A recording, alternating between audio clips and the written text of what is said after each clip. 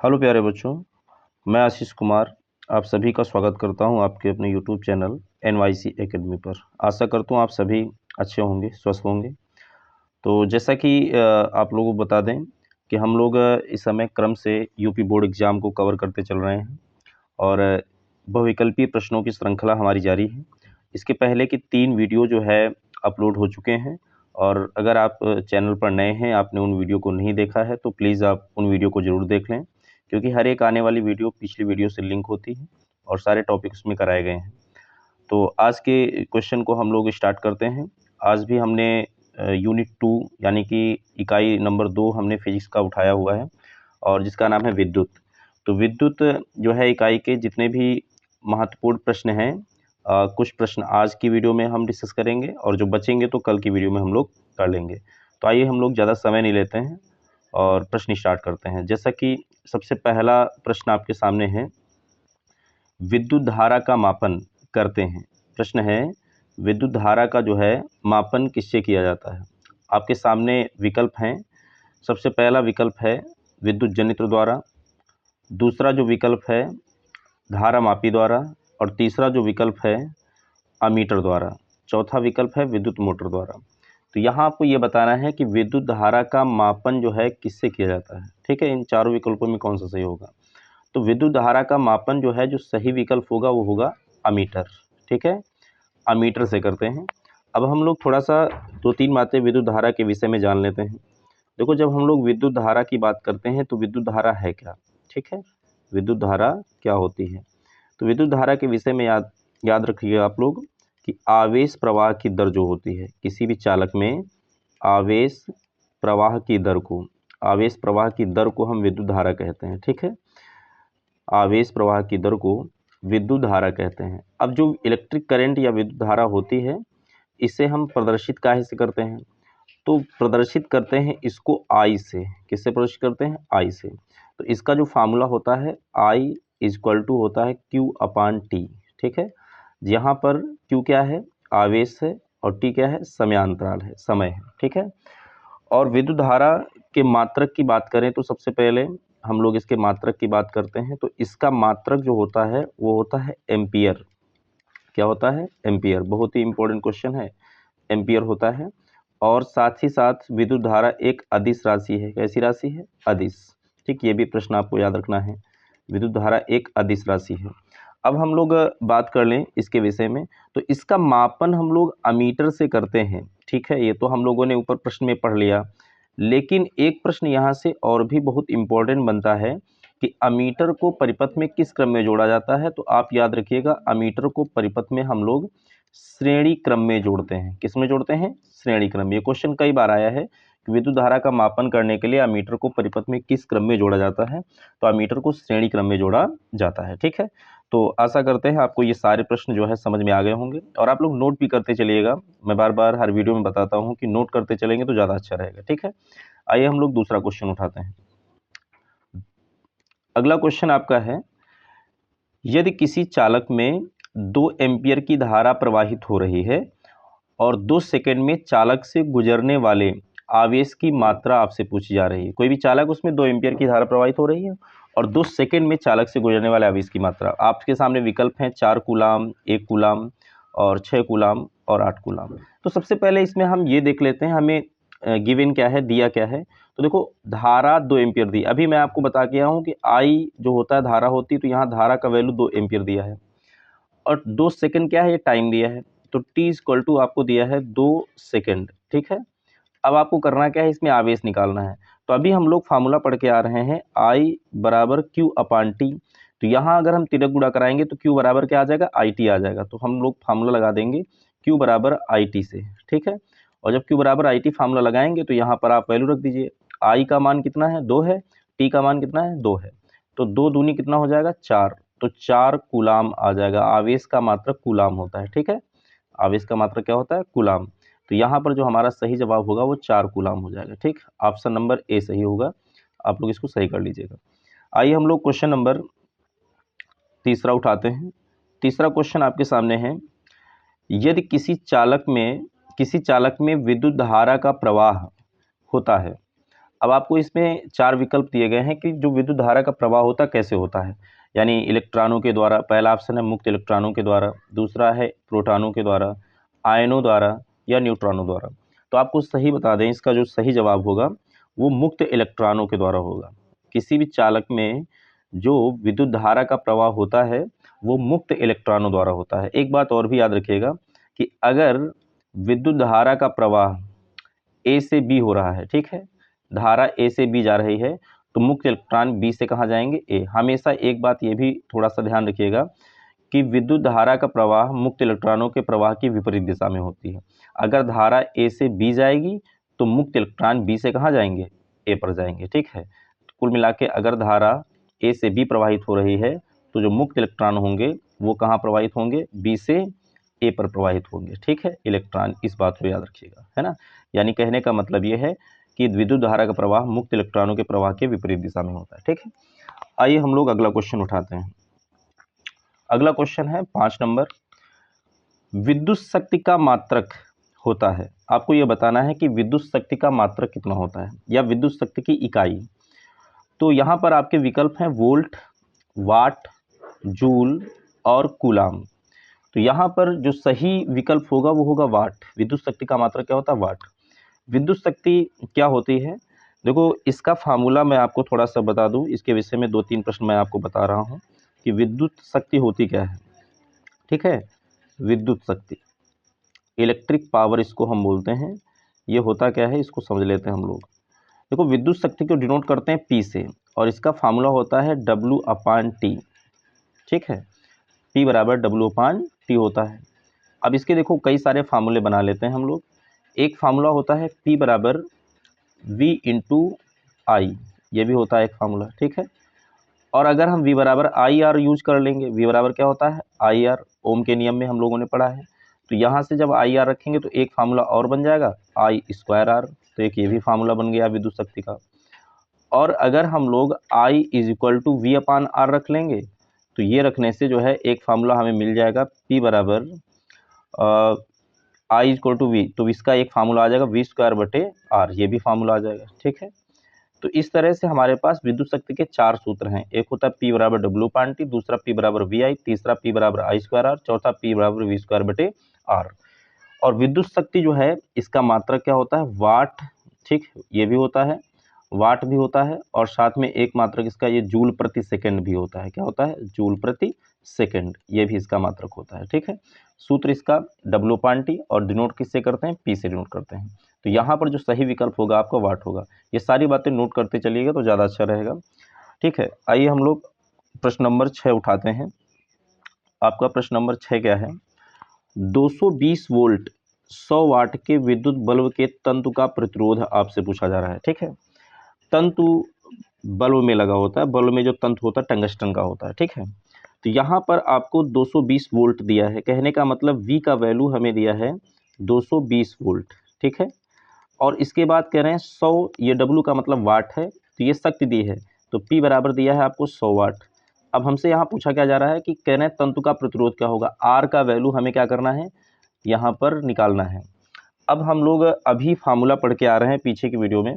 अभी हम लोगों ने जो है 5 नंबर क्वेश्चन में एक बात डिस्कस की, ये देखो एक फार्मूला P बराबर V²/R, तो यही फार्मूला हम वहाँ अप्लाई कर देंगे, P बराबर V²/R। तो फार्मूला हम लोगों ने क्या पढ़ा है, P बराबर V²/R। हमें ज़रूरत यहाँ R की है, तो R को P की जगह उठा ले जाएंगे तो P R की जगह पर आ जाएगा, तो V² क्या हो जाएगा P। अब वैल्यू रखते हैं, V का वैल्यू कितना है 220, और स्क्वायर है तो 2 बार वैल्यू रखेंगे, 220 × 220 बटे P का मान कितना है 100।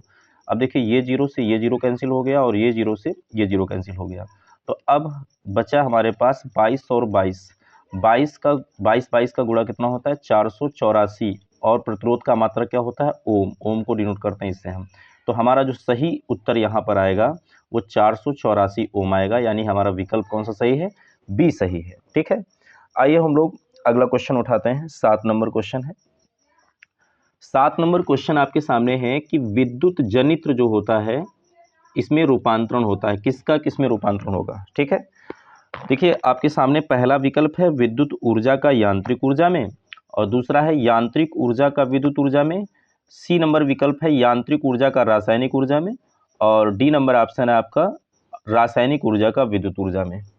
तो यहाँ पर जो बिल्कुल सही जवाब होगा, विद्युत जनित्र किसका रूपांतरण करता है, तो जनित्र का मतलब जनरेटर है, ठीक है, और जिसको हम डायनमो बोलते हैं। विद्युत जनित्र को एक नाम और भी हम बोलते हैं, इसको आप चाहे विद्युत जनित्र कहें, ठीक है, और इसी को हम डायनमो बोलते हैं। क्या बोलते हैं? डायनमो। तो डायनमो जो है ये किस ऊर्जा को किस ऊर्जा में बदलता है, ये आपको बताना है। ये यांत्रिक ऊर्जा को विद्युत ऊर्जा में बदलता है, ठीक है। तो हमारा जो विकल्प यहाँ सही होगा, बी विकल्प बिल्कुल सही होगा। अब देखो इसमें पहला विकल्प है आपके सामने विद्युत ऊर्जा का यांत्रिक ऊर्जा में, तो ये बदलने का कार्य करता है विद्युत मोटर। अगर आपको नहीं पता है तो आप ये भी लिख लेंगे, विद्युत मोटर जो होता है ये विद्युत ऊर्जा को यांत्रिक ऊर्जा में बदलने का कार्य करता है, ठीक है। चलिए आ जाइए, हम लोग आगे चलते हैं, 8वां क्वेश्चन उठाते हैं। क्वेश्चन नंबर 8 है आपके सामने कि 1 किलोवाट घंटा में जूल की संख्या आपको बतानी है। बहुत ही इंपॉर्टेंट क्वेश्चन है ये कि 1 किलोवाट घंटा में कितने जूल होते हैं। आपके सामने विकल्प है 3.6 गुणी 10 की पावर 3 जूल, 3.6 गुणी 10 की पावर 4 जूल, 3.6 गुणी 10 की पावर 5 जूल और 3.6 गुणी 10 की पावर 6 जूल। देखो विकल्प भी ऐसे हैं कि आप कंफ्यूज हो सकते हैं अगर आपको पावर नहीं मालूम है ना। तो यहाँ पर इसको हम लोग करते हैं, देखो 1 किलोवाट घंटा, तो 1 किलोवाट आवर, इसको सॉल्व करते हैं हम लोग। देखो 1 किलोवाट में 1000 वाट होते हैं, तो 1 किलोवाट में हम यहाँ लिख देंगे 1000 वाट, ठीक है, और इनटू, अब यहाँ पर आवर है तो एक आवर में होते हैं 3600 सेकेंड, ठीक है, एक आवर में कितने होते हैं? 3600 सेकेंड होते हैं। अब इनको हम मल्टीप्लाई कराते हैं, तो 3600 का गुणा हम 1000 से करा देंगे तो 36 लाख आ जाएगा। कितना आ जाएगा? 36 लाख, और अंत में बचेगा वाट सेकेंड। क्या बचेगा? Watt second. अब वाट सेकेंड बचा। अब आपको जरा सा बता दें कि अभी हम लोगों ने सूत्र पढ़ा था P बराबर W/T, तो यहाँ से W बराबर क्या आएगा? PT। तो P क्या है? शक्ति, मात्रक वाट होता है। T क्या है? समय, मात्रक सेकंड होता है। तो इसका मतलब वाट सेकंड ही कार्य होता है, और कार्य का मात्रक क्या होता है? जूल। तो कहने का मतलब ये हुआ कि हम वाट सेकंड को जूल लिख सकते हैं। तो यही बन गया 36 लाख जूल बन गया, ठीक है, 36 लाख जूल बन गया। अब इसको हम इसमें दशमलव लगा लेते हैं, तो देखो दशमलव हम लगाएंगे तो 1 2 3 4 5 6 अंक पहले दशमलव लाएंगे तो ये 3.6 हो जाएगा, और 10 की पावर कितने निकल आएंगे? 6 निकल आएंगे। तो इस तरह से हमारा जो सही जवाब हो जाएगा 3.6 गुणी 10 की पावर 6 जूल। आपका विकल्प कौन सा सही है? डी विकल्प बिल्कुल सही है, ठीक है। चलिए इसके बाद देखो मैं पूरा बताने का प्रयास करता हूँ, ऐसा नहीं है कि मैं सिर्फ विकल्प आपको बता देता हूँ। अगर आप, इसीलिए मैं बोलता हूँ कि आप कॉपी पेन लेके बैठेंगे तो आप पूरा सीखेंगे कि कैसे हम लोग इसमें जो है कर सकते हैं ना। ऐसा नहीं है कि मैंने सिर्फ ऑप्शन बता दिया, आपको रटना है। आप सीख भी सकते हैं कि किस तरह से इसको सॉल्व करना है। आइए हम लोग अगला क्वेश्चन उठाते हैं, क्वेश्चन नंबर 9 लेते हैं। क्वेश्चन नंबर 9 है, बहुत ही बढ़िया क्वेश्चन है ये, कि 5 ओम प्रतिरोध तार को 5 बराबर टुकड़ों में काटने पर प्रत्येक टुकड़े का प्रतिरोध कितना होगा। देखो एक 5 ओम प्रतिरोध का तार है, उसको 5 बराबर टुकड़ों में काटने पर प्रत्येक टुकड़े का प्रतिरोध क्या होगा। तो यहाँ पर इस सवाल को कैसे लगाएंगे, देखो पहले तो एक फार्मूला आपको बता दें, प्रतिरोध R बराबर होता है रो L/A, ठीक है। रो क्या है? रो होता है पदार्थ का विशिष्ट प्रतिरोध। क्या होता है? पदार्थ का विशिष्ट प्रतिरोध होता है, स्पेसिफिक रेजिस्टेंस होता है ना। इसके बाद अगर हम बात करें तो L क्या है? L तार की लंबाई है, A क्या है? तार का क्षेत्रफल है। जब हम, अब यहाँ पर देखो तार का प्रतिरोध कितना है? 5 ओम है, ठीक है, एक ये 5 ओम प्रतिरोध का जो है तार है, ऐसा कुछ। अब इसको 5 बराबर टुकड़ों में बांटा गया है। अब 5 बराबर टुकड़े हो जाएंगे, ठीक है। तो 5 बराबर टुकड़ों में बांटने पर हमसे पूछ रहे हैं कि भैया कि इसमें जो है अब इसका प्रतिरोध क्या हो जाएगा, प्रत्येक टुकड़े का प्रतिरोध हमसे पूछ रहे हैं क्या होगा, ठीक है। अच्छा एक बात यहाँ पर ध्यान देने वाली है कि जब 5 बराबर टुकड़ों में का जो है इसको हम बांटेंगे, तो पहले ये 5 ओम का है, तो अगर हम इसकी लंबाई L मान लें, पहले इसकी लंबाई क्या रही होगी? L रही होगी, ठीक है। अब 5 बराबर टुकड़ों में बांटेंगे तो ये लंबाई हो जाएगी L/5, L/5, ठीक है, L/5 ऐसा हो जाएगा, लंबाई का 5वां हिस्सा ही हो जाएगा, ठीक है, लंबाई हो जाएगी। तो नया जो प्रतिरोध हम निकालेंगे प्रत्येक टुकड़े का, तो R डैश बराबर रो एल की जगह हो जाएगा एल बटे 5 और बटे कितना हो जाएगा ए। भाई एरिया तो इसमें सीधी सी बात है वही रहने वाला है। तो यहाँ पर देखो आर का वैल्यू पहले 5 ओम दिया था, तो मतलब इतने का वैल्यू हमें दिया है 5 ओम। तो यहाँ पर हम सही इसको करेंगे तो आर रो हो जाएगा और एल बटे 5 ए आ जाएगा। अब आप देखो 1/5 ऐसे ही रहेगा और बचा कितना रो एल अपान ए। अब रो एल अपान ए का वैल्यू कितना है बताओ, 5 ओम दिया है पहले ही आपको। तो यहाँ पर हम 5 रख देंगे तो 1/5 और गुणित 5 आ जाएगा, तो 5 से 5 कट जाएगा, तो हमारा जो सही उत्तर आएगा 1 ओम आएगा। ठीक है, तो इसका जो सही जवाब होगा ऑप्शन नंबर डी होगा, बिल्कुल सही है। ठीक है, आइए हम लोग 9 के बाद क्वेश्चन नंबर 10 उठाते हैं। 10 नंबर सवाल, ये भी थोड़ा सा कठिन नहीं कहेंगे, अच्छा सवाल है, आप सीखेंगे तो आराम से इसको सीख जाएंगे। देखो, प्रतिरोध आर के किसी तार के टुकड़े को 4 बराबर भागों में काटा जाता है। इन टुकड़ों को फिर समांतर क्रम में संयोजित करते हैं। यदि तुल्य प्रतिरोध आर डैश हो तो आर डैश बटे आर का अनुपात आपसे पूछा जा रहा है। ठीक है, तो इसको जरा सा मैं बताता हूँ आपको। एक प्रतिरोध आर का जो है, प्रतिरोध आर का एक तार है। अब इसको 4 बराबर भागों में बांटा जा रहा है। ठीक है, अब इसको 4 बराबर भागों में हम बांट देंगे, तो 4 भाग हमें यहाँ करने हैं। देखो 4 बराबर भागों में हम बांट देंगे ऐसे, है ना। ये एक भाग हो गया और इसके बाद ये दूसरा भाग हो गया, इसके बाद ये तीसरा भाग हो गया। ठीक है, और ये चौथा भाग हो गया। तो इनमें से 4 बराबर भागों में जब बांटेंगे तो पहले आर था, तो 4 बराबर भागों में बांटने पर अब इनका प्रतिरोध आर बटे 4 ये हो जाएगा, ये भी इसका भी आर बटे 4 हो जाएगा, इसका भी आर बटे 4 हो जाएगा और इसका भी आर बटे 4 हो जाएगा। अब इनका प्रतिरोध इतना इतना हो गया। ठीक है, इतना होने के बाद फिर हमसे कह रहे हैं कि इन्हें समांतर क्रम में जोड़ा जाए।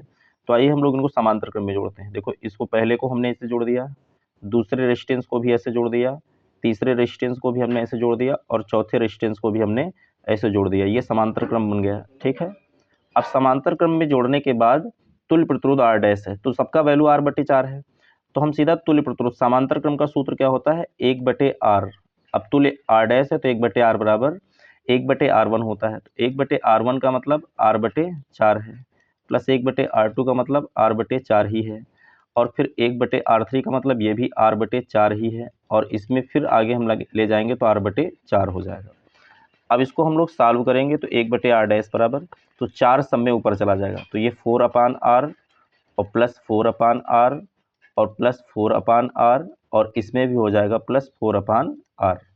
तो अब इसको हम सॉल्व करते हैं तो 1/r डैश, सब में एलसीएम क्या हो जाएगा, r हो जाएगा, तो ऊपर 4 4 4 4 को 4 बार जोड़ देंगे, 16/r आ जाएगा। कितना आ जाएगा, 16/r। अब हमें वैल्यू क्या निकालना है, देखो हमसे पूछ रहे हैं इसमें कि r डैश बटे r का मान क्या होगा। अब हम क्रॉस मल्टीप्लाई कराते हैं, तो r इज इक्वल टू आ जाएगा 16r डैश।